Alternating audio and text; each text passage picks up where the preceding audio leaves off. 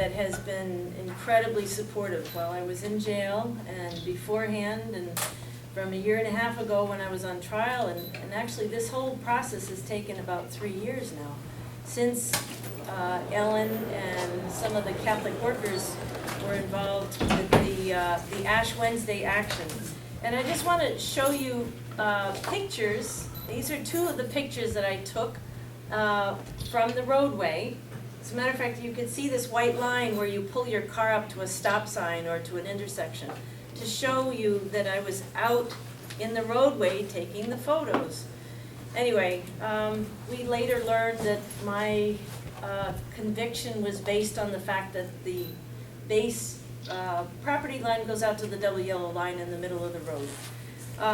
My attorney, Lance Salisbury, has taken this, or helped put forth an appeal to the highest court in New York State, the New York State Court of Appeals.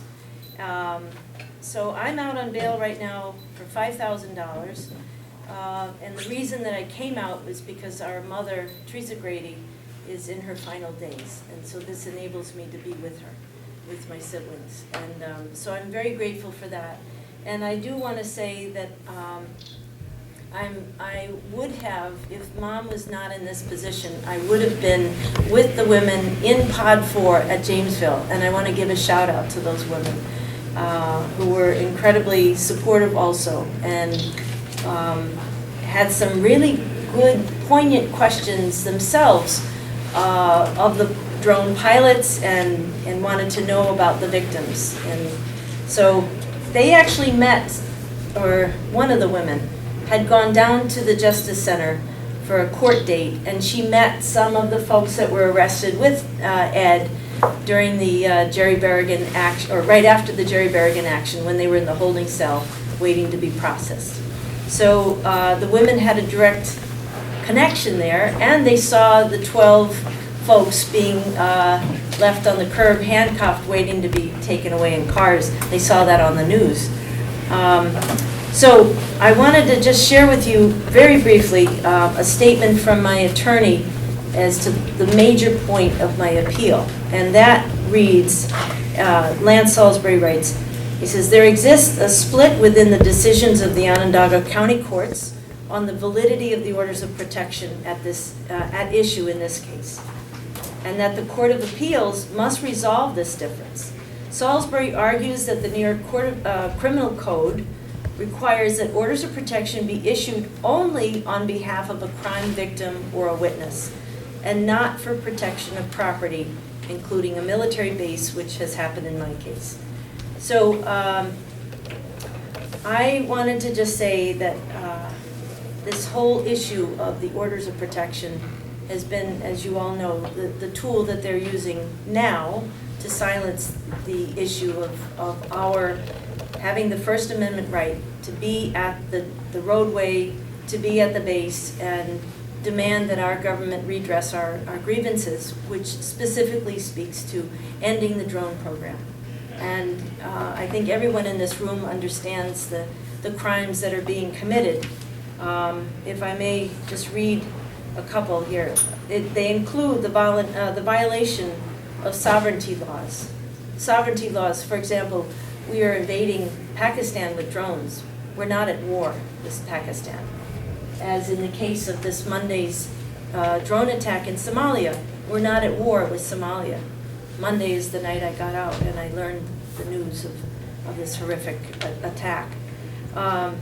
We also violate the due process rights of people on the ground in these different countries. And we also know that, and we also know that there are many, many innocent people being killed. They're being killed in terms of the double tap that's used as one of the process where the drone pilots hover the drones over the site where an initial attack is done, and then they come back within 10 minutes and hit the first responders. I just want to say that we understand that many Americans are very concerned with our soldiers that would be put at risk if they're sent out to war in other battlefields.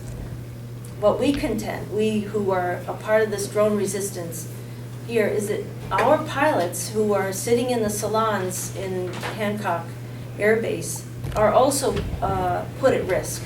And we know that now because of the exceptional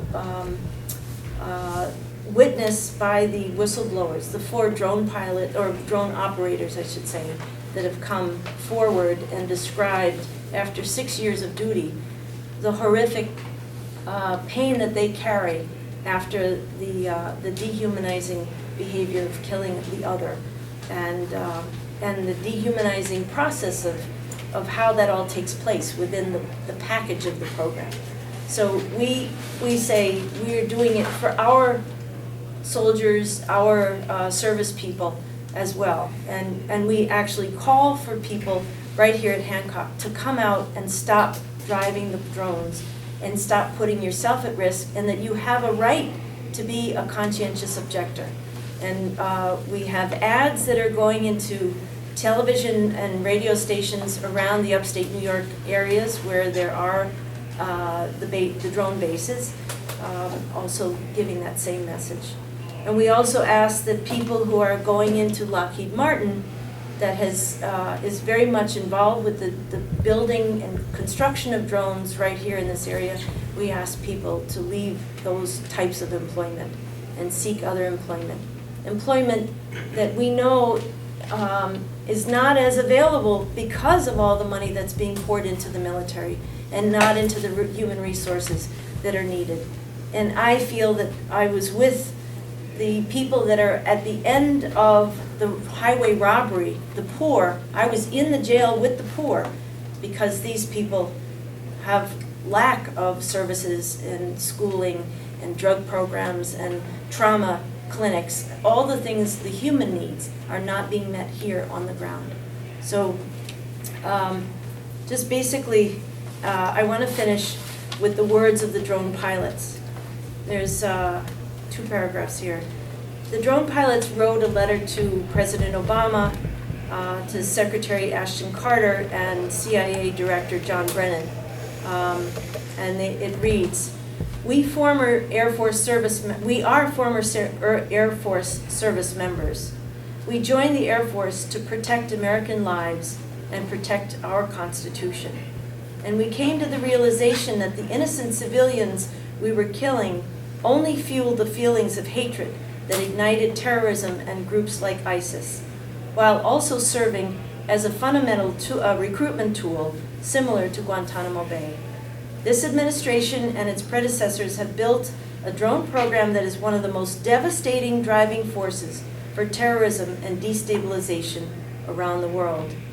And when the guilt of our roles in facilitating this systemic loss of life, innocent life, became too much, all of us succumbed to PTSD.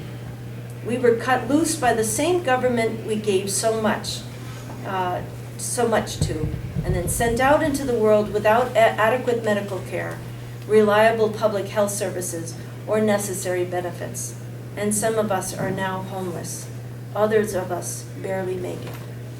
For these young men, and for all of the people who are in this quagmire of the killing drone program, this is why we go to Hancock Air Base, and for the people who are the victims.